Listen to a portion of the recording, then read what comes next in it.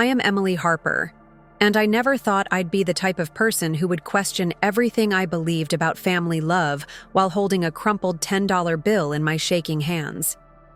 I'm 36 years old, a landscape architect from Hartford, Connecticut, where the cold December air cuts through your coat like the truth I was about to discover about my own family. My life had always been predictable, structured, safe. I was the responsible daughter, the one who never asked for much, the one who always had everything under control. But on Christmas night 2024, sitting in my parents' colonial house with its perfect decorations and warm lighting, I realized that sometimes the people who are supposed to love you the most are the ones who can hurt you the deepest. And that night, as I watched my sister Sophia parade around with a Louis Vuitton bag worth more than my car, something inside me cracked. Not just cracked, it shattered completely.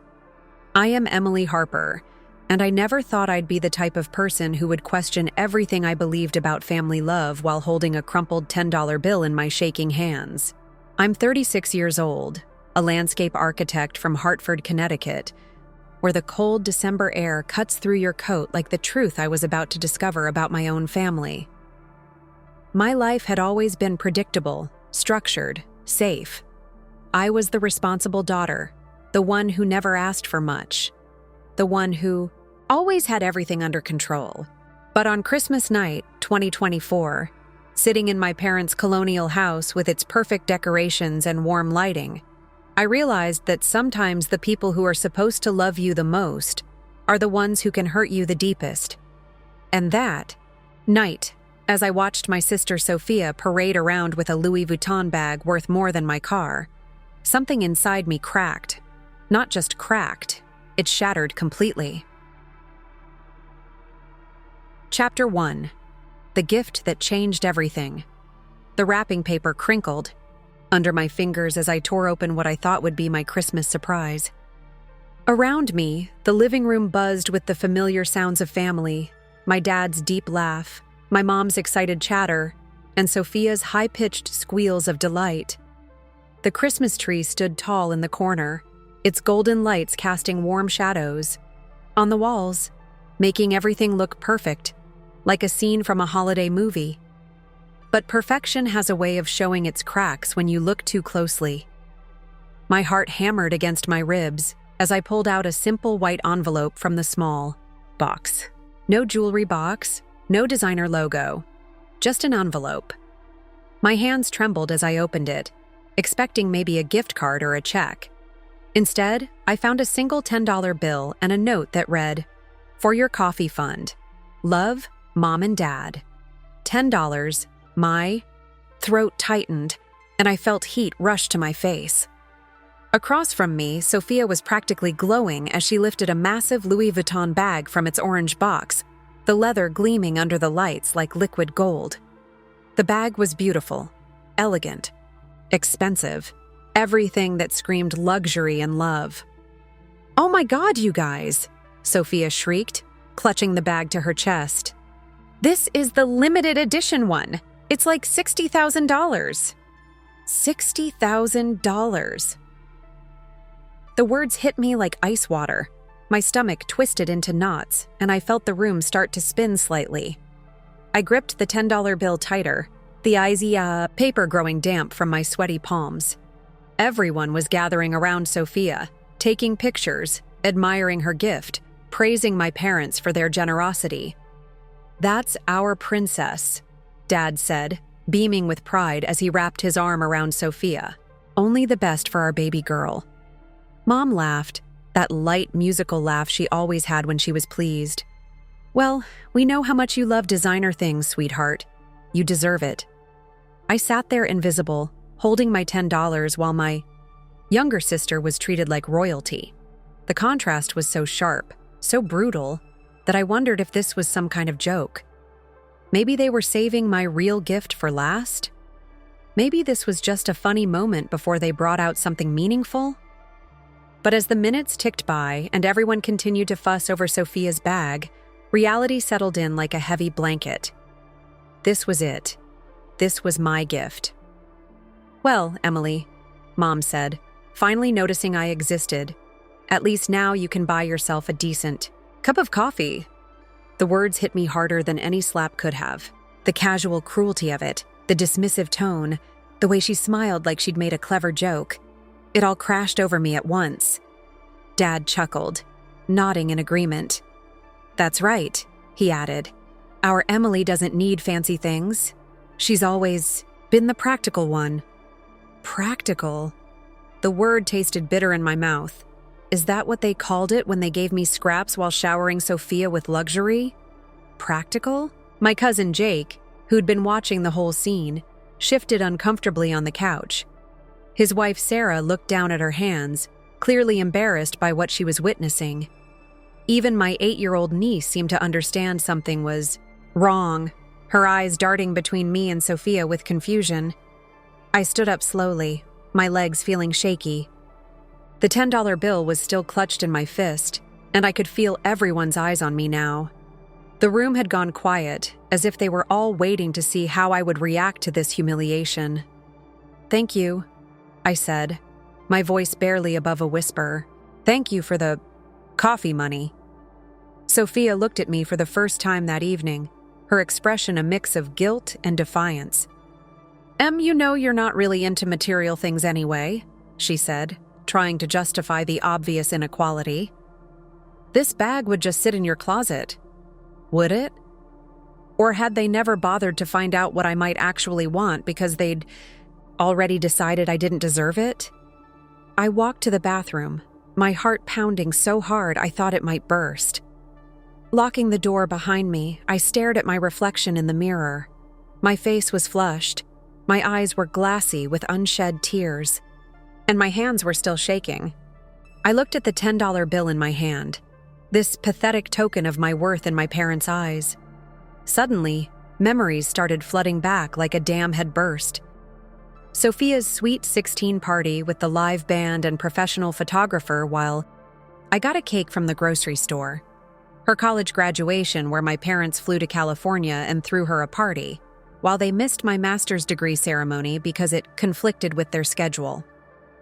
All those times I was told I was strong and independent and didn't need as much attention, as much love, as much anything. I splashed cold water on my face and took deep breaths, trying to calm down. But something had shifted inside me. Something fundamental had broken, and I knew I couldn't put it back together. The careful balance I'd maintained my entire life, being the good daughter, the understanding one, the one who never caused trouble, was crumbling. When I returned to the living room, the gift opening had resumed. More presents, more laughter, more joy for everyone except me. I sat back down and watched my family like I was seeing them for the first time. Really seeing them, the way they lit up when Sophia spoke, the way they hung on her every word, the way they dismissed my attempts at conversation with distracted mm-hms while giving her their full attention. It was all so clear now, like someone had suddenly turned on a bright light in a dark room. As the evening wore on, I made a decision. I couldn't keep living like this. I couldn't keep accepting crumbs while watching my sister feast. Something had to change, and if they wouldn't change it, then I would. The $10 bill in my pocket felt different now. Not like an insult, but like evidence. Evidence of a pattern I'd been blind to for 36 years. Evidence that would help me understand how deep this favoritism ran. And evidence that would change everything. The silence in my Hartford apartment felt different that night, like it was pressing against my chest, making it hard to breathe. I sat on my couch, still wearing the same clothes from Christmas dinner, staring at that $10 bill spread, flat on my coffee table. The overhead light made the crumpled edges look harsh, final, like a piece of evidence in a crime scene. My hands wouldn't stop shaking. I picked up my phone and called Olivia, my best friend since high school who now lived in Los Angeles. She answered on the second ring, her voice warm and sleepy. "Em, how was Christmas dinner?" The question broke something loose in my chest. Before I knew it, I was sobbing into the phone, the words tumbling out in a messy, painful rush. I told her about the bag, about the money, about the way my parents had laughed like my humiliation was entertainment. "Jesus Christ, Emily," Olivia whispered. $60,000? And they gave you 10? My mom said I could buy decent coffee, I choked out, wiping my nose with the back of my hand. Like it was funny. Like I was the joke. Olivia was quiet for a long moment. "Em, this isn't normal. This isn't how families treat each other. You know that, right?" But was it? I'd lived this way for so long that maybe I'd lost perspective. Maybe this was just how things worked in the Harper family and I was being dramatic. "I keep thinking about other Christmases," I said, my voice getting steadier. "About birthdays, graduations, everything. Was it always like this?" "You tell me," Olivia said gently. "What do you remember?" I closed my eyes and let the memories come. Sophia's 18th birthday party with the DJ and catered food, while mine had been pizza and a grocery store cake. Her college apartment that my parents furnished, completely while I worked 3 jobs to afford my dorm room essentials. The way they'd driven 12 hours to attend her art show openings but couldn't make it to my landscape architecture awards ceremony because it was too far. "Oh God," I whispered. "It's always been like this, hasn't it?" "I think you're starting to see what the rest of us have seen for years," Olivia said carefully. "Your family has always treated you differently, Em. We just didn't know how to tell you." After hanging up, I couldn't sleep. Instead, I found myself driving back to my parents' house at 2 a.m. They kept a spare key under the garden gnome, a hiding spot I'd suggested years ago when I was still trying to be helpful, still trying to be the good daughter. The house was dark and quiet as I slipped inside. I wasn't there to steal or destroy anything. I just needed answers. I needed to understand how deep this pattern went. I crept up to the attic, a space that had always fascinated me as a child. Boxes of memories, photo albums, old documents, everything the Harper family didn't want to deal with but couldn't throw away. Under the dim light of my phone's flashlight, I started going through boxes marked with our names. Sophia's box was neat, organized, filled with report cards, certificates, and photos of her various achievements. Mine was smaller, dustier, like an afterthought. But it was in my box that I found them. Letters. Dozens of them, written in my 8-year-old handwriting. Letters to Santa, to God, to anyone who might listen. My heart stopped as I read my own desperate words from nearly 30 years ago. "Dear Santa, I was really good this year. I helped Mommy with dishes every day, and I didn't cry when Daddy missed my school play. Can you please make Mommy and Daddy love me the same as Sophie? I don't need toys. I just want them to smile at me like they smile at her." Another one, dated 3 months later. "Dear God, I know I'm not supposed to ask for things, but I'm really sad. Sophie got a pony for her birthday and everyone was so happy. I got books, which I liked, but nobody took pictures or had a party. Am I doing something wrong? Please help me be better so they'll love me more." I pressed my hand over my mouth to keep from sobbing out loud. That little girl's pain was so raw, so honest, and I could feel her inside me still hoping, still trying to earn love that should have been freely given. But the real shock came when I found a manila envelope wedged between photo albums. Inside were financial documents, bank statements, and letters from my maternal grandmother's attorney. My grandmother had died when I was 16, and I remembered my parents telling me she'd left some money for both Sophia and me for college. The sigh. Documents told a different story. According to the paperwork, my grandmother had left equal education funds for both her granddaughters, $50,000 each. But the bank statements showed something that made my blood run cold. My parents had used $30,000 of my fund to pay for Sophia's private art school tuition, leaving me with only $20,000 for my state university education. They'd stolen from me, literally taken money my grandmother had earmarked for my future and given it to Sophia instead. And they'd never told me. For 20 years, they'd let me believe I'd received less because I was worth less. I took pictures of every document with my phone, my hands trembling so badly I had to steady them against the floor. This wasn't just favoritism anymore. This was theft. This was systematic financial discrimination that had affected the entire trajectory of my life. I'd graduated with $40,000 in student loans because I thought that's all the help I was getting. I'd worked multiple jobs through college, sleeping 4 hours a night, constantly stressed about money. Meanwhile, Sophia had attended expensive art schools debt-free, funded partially by money that should have been mine. The betrayal was so deep, so complete, that I felt physically sick. I sat there on the attic floor, surrounded by boxes of family memories, and realized I didn't know who my parents really were. The people I'd spent my entire life trying to please had been lying to me, stealing from me, treating me like a second-class citizen in my own family. But the anger that rose up in me was different from the hurt I'd felt earlier. This was clean, focused, righteous anger. This wasn't about me being too sensitive or dramatic. This was about facts, about documents, about proof of systematic mistreatment that had been hidden from me for decades.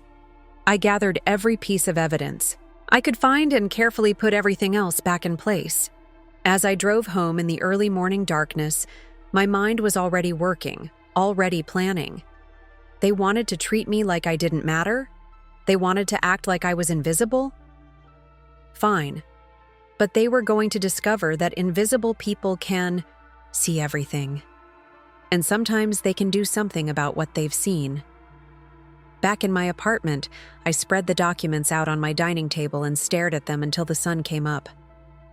$30,000, plus interest over 20 years, plus all the opportunities I'd missed because I was working instead of studying, stressed instead of thriving. This wasn't just about a Christmas gift anymore. This was about a lifetime of systematic inequality, and I finally had the proof I needed to confront it. The question was, what was I going to do with it? The coffee shop buzzed around me, but I felt completely alone, staring at my laptop screen displaying bank records and financial documents I'd been analyzing for weeks. Every number told the same story: systematic theft disguised as parental love. My phone rang. Sophia's name flashed on the screen. "Em, we need to talk." Her voice was shaky, different from her usual confident tone. "Can you meet me? It's important." 30 minutes later, she slid into the booth across from me, her designer bag clutched tight against her chest. But something was wrong. Her usually perfect makeup was smudged, her hands were trembling, and she kept looking over her shoulder, like someone might be watching. "I'm in trouble," she whispered, her voice breaking. "Real trouble." I stared at her. This person I'd envied my entire life, and saw fear in her eyes I'd never seen before. What kind of trouble? Financial trouble. I owe $40,000 on credit cards. My Instagram sponsorships dried up. I can't even afford my rent, and Mom and Dad... She paused, swallowing hard. They've been paying my bills for 2 years. Everything. My apartment, my car, my credit cards, everything. The irony hit me like a physical blow. Here was my sister, showered with $60,000 gifts, and she was financially drowning. Meanwhile, I'd been scraping by, building my own stable life, never asking for help because I'd learned not to expect any. But the bag was to make me feel better after I told them about the debt, Sophia interrupted. They think if they buy me expensive things, it'll somehow fix the fact that I'm a 30-year-old woman who can't support herself. I leaned back, processing this information. "So when they gave you that bag, I felt sick," she admitted. "Watching you open that envelope, seeing your face. I wanted to say something, but I didn't know how. I've never known how to stop this." For the first time in my life, I saw my sister clearly. Not as the golden child who got everything handed to her, but as someone trapped in a different kind of prison. She'd been given everything except the tools to actually survive in the world.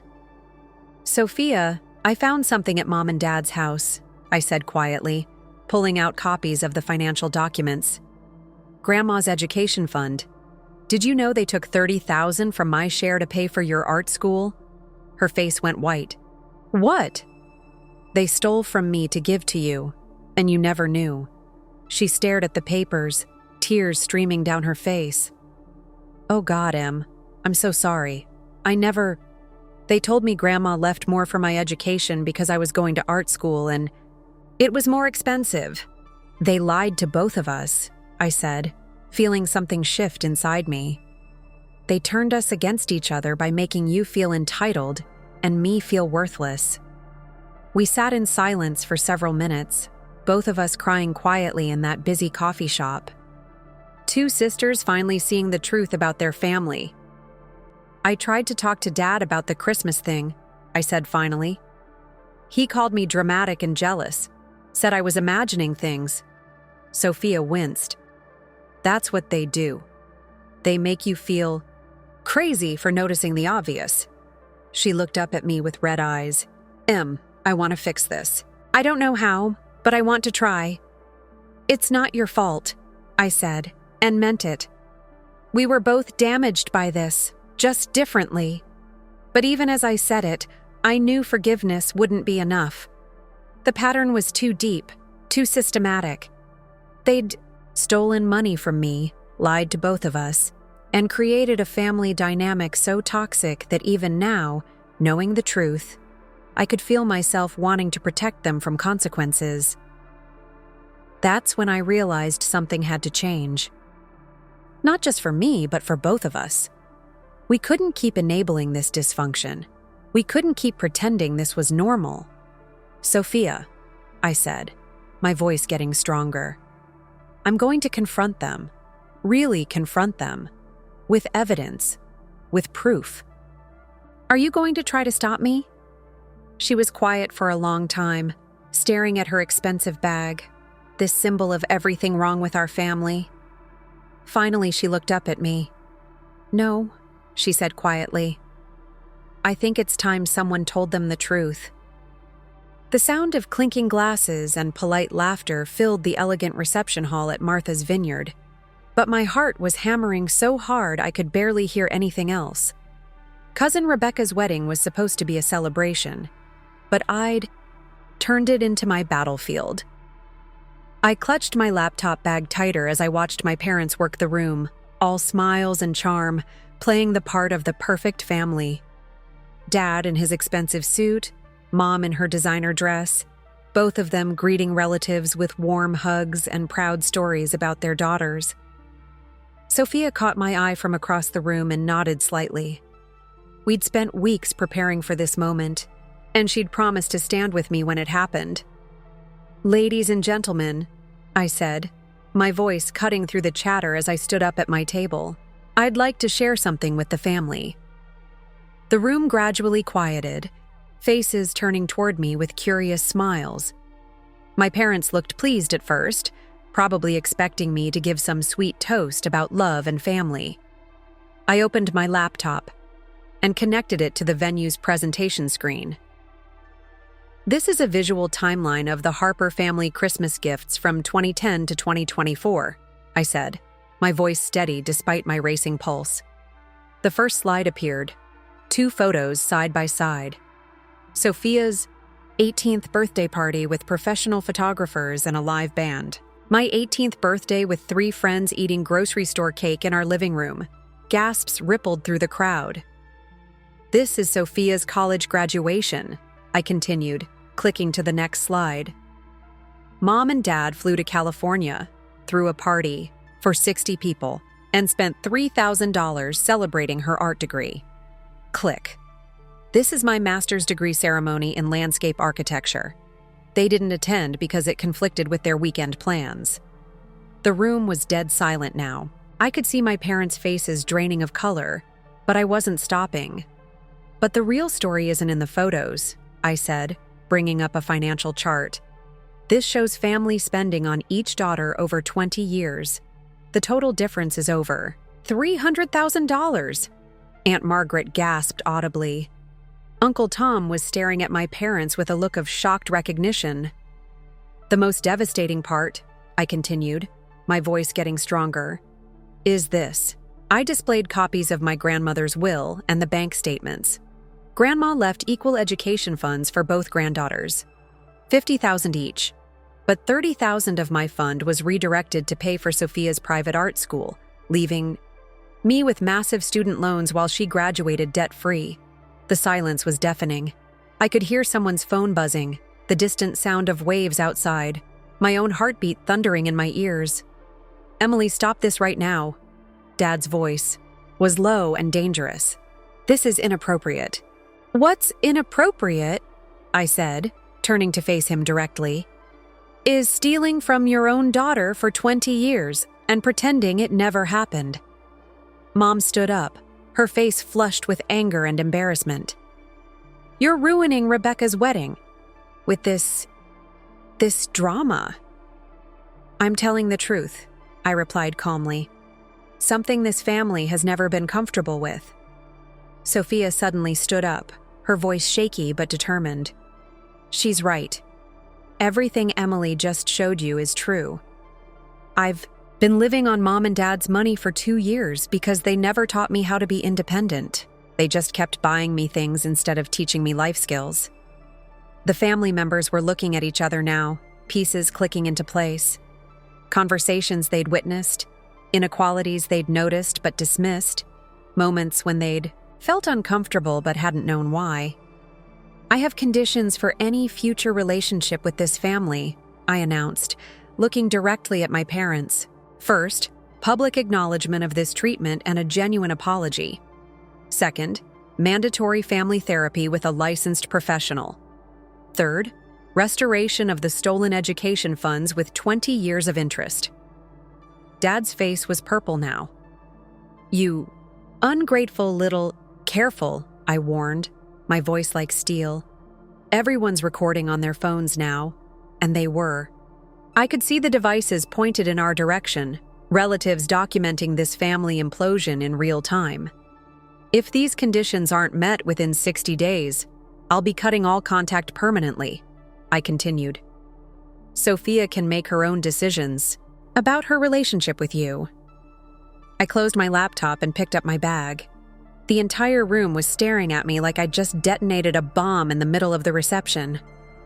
"Enjoy the rest of the wedding," I said, my voice carrying across the silent room. "Congratulations to Rebecca and James on finding real love." As I walked toward the exit, I heard Aunt Margaret's voice cut through the silence. "Richard? Helen? Is what she's saying true?" I didn't stay to hear their answer. I already knew what it would be: deflection, excuses, attempts to make me look unstable and dramatic. But for the first time in 36 years, I didn't care what they thought of. Outside, the ocean breeze hit my face, and I realized I was shaking all over. Sophia appeared beside me, her eyes wide with shock at what we'd just done. "Are you okay?" she asked. I looked back at the reception hall, knowing that everything had changed forever. There would be no going back from this moment, no pretending. It never happened. "I'm terrified," I admitted, "but I'm also free." The moving truck pulled away from my Hartford apartment, leaving me standing on the sidewalk with 2 suitcases and a one-way ticket to San Francisco. 3 months had passed since Martha's Vineyard, and my parents hadn't contacted me once. No apology, no therapy, no acknowledgement. Just cold, punishing silence. But I wasn't the same person who had crumpled under their disapproval anymore. My new apartment in Nob Hill was tiny, expensive, and absolutely perfect. For the first time in my life, I'd chosen everything myself. The furniture, the paint colors, the plants crowding every windowsill.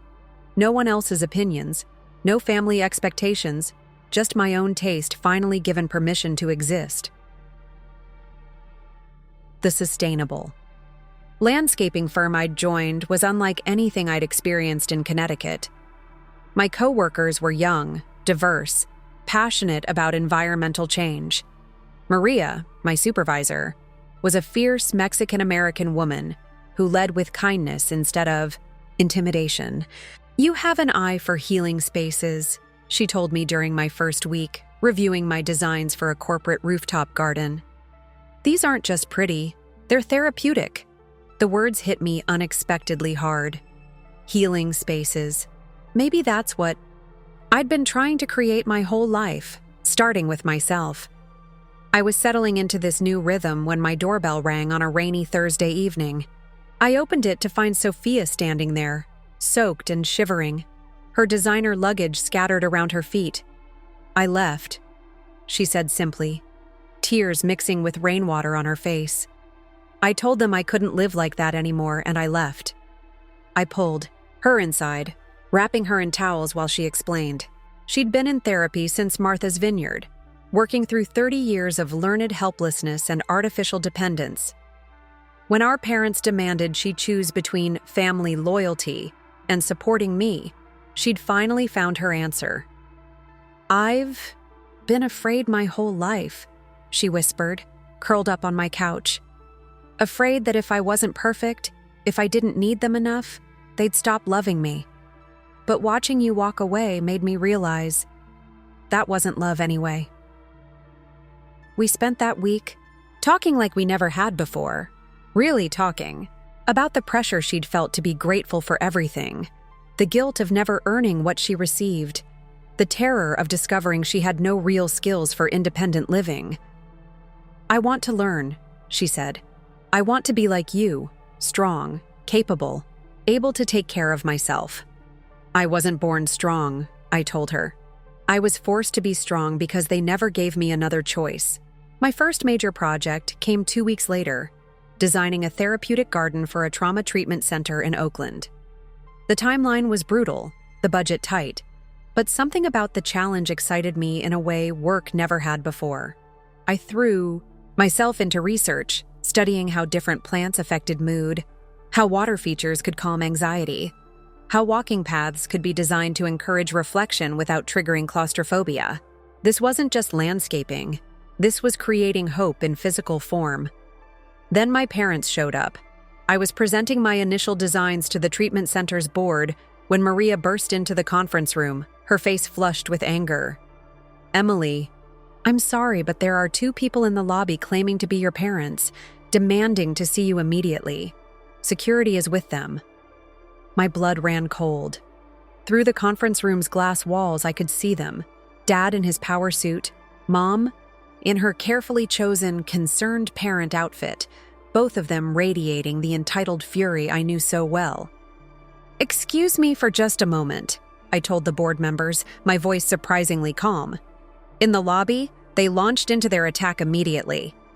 "This is ridiculous, Emily," Dad's voice boomed across the space. "You've embarrassed this family enough. It's time to come home and stop this childish tantrum." "We've been patient," Mom added, her voice dripping with fake concern. "But this has gone too far. You're destroying our family." Every eye in the lobby was on us. My co-workers, clients, strangers, all witnessing my parents trying to control me in the most public, humiliating way possible. The old Emily would have been mortified, would have tried to smooth things over, would have sacrificed her own dignity to avoid a scene. But I wasn't her anymore. "Security," I said clearly. "Please escort these people from the building. They're not welcome here." Dad's face turned purple. "You can't." "I can," I interrupted, my voice carrying across the lobby. "This is my workplace, and you're trespassing. Leave now, or I'll have you arrested for harassment." They left, but not before Dad hissed, "You'll regret this, Emily. Family is all you have in this world." As I watched them disappear through the glass doors, I realized he was wrong.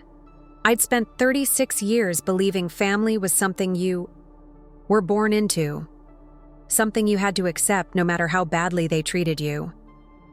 But standing in that lobby, surrounded by colleagues who respected my work and a sister who'd finally chosen to stand with me, I understood the truth. Family was something you built, not something you endured. And I was finally ready to build something beautiful.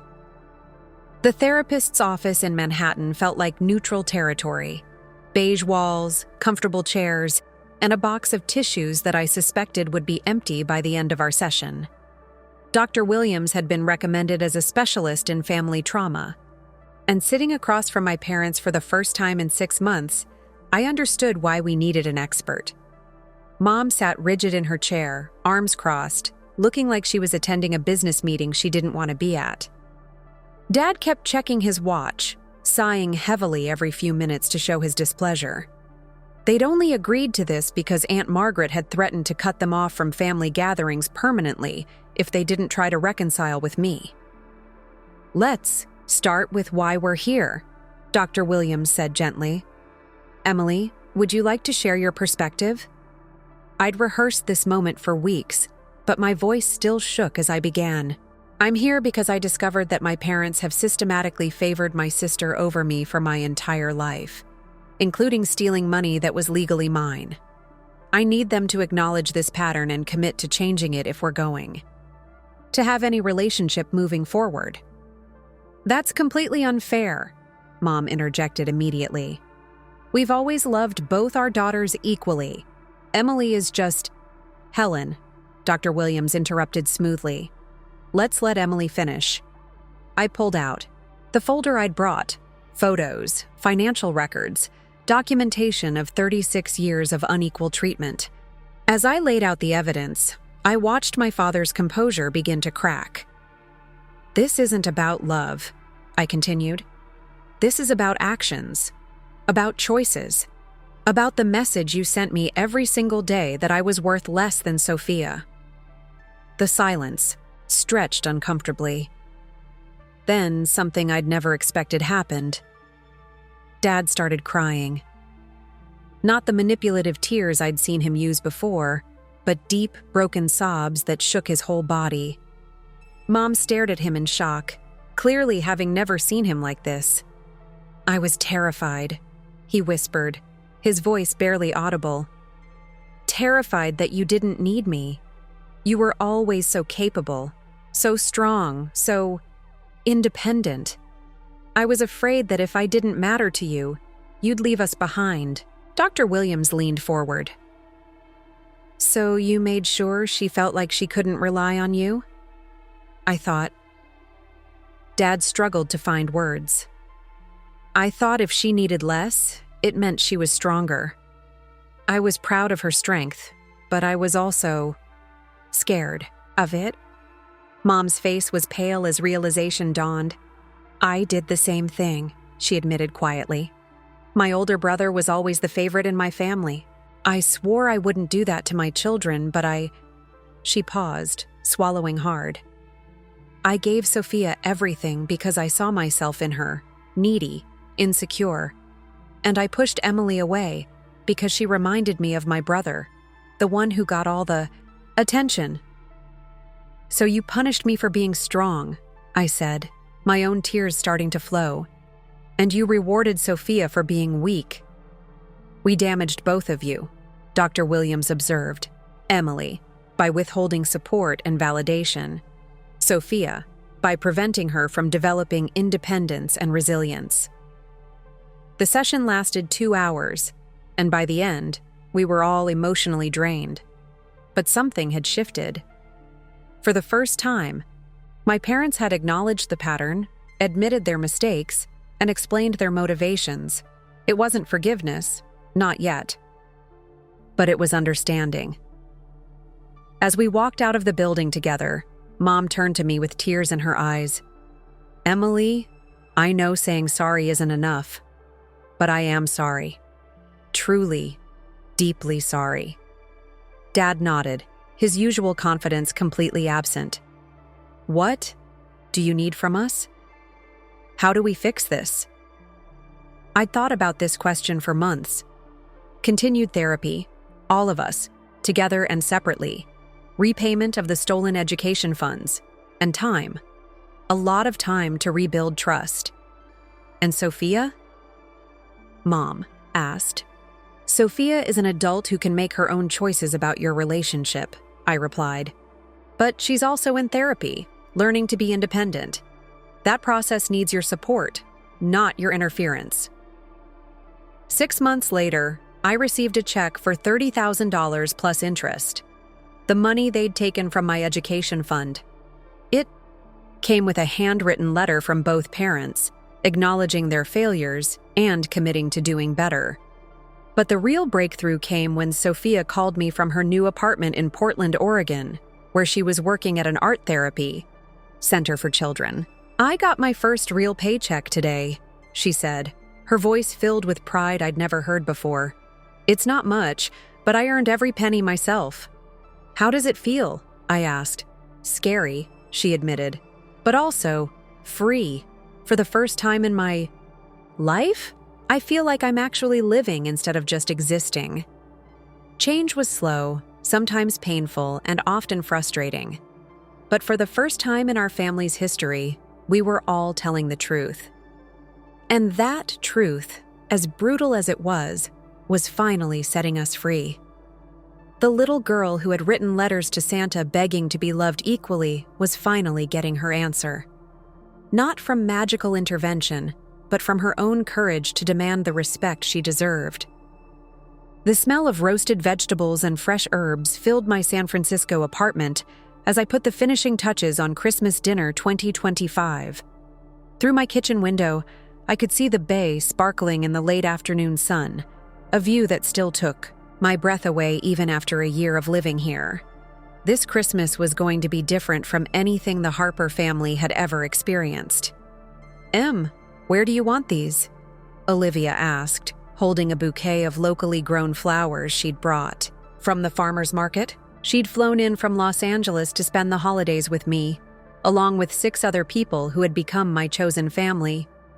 "On the dining table, next to the succulents," I said, smiling as I watched her navigate through my plant-filled living room.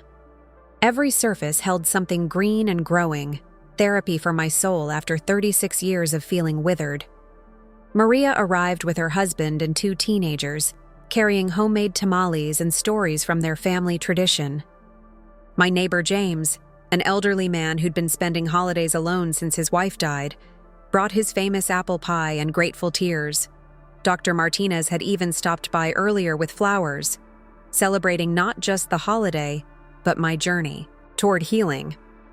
The apartment buzzed with different languages, laughter, and the kind of warmth I'd never experienced at those formal Harper family gatherings where everything had to be perfect, controlled, performed. At 7 o'clock, I set up my laptop for a video call.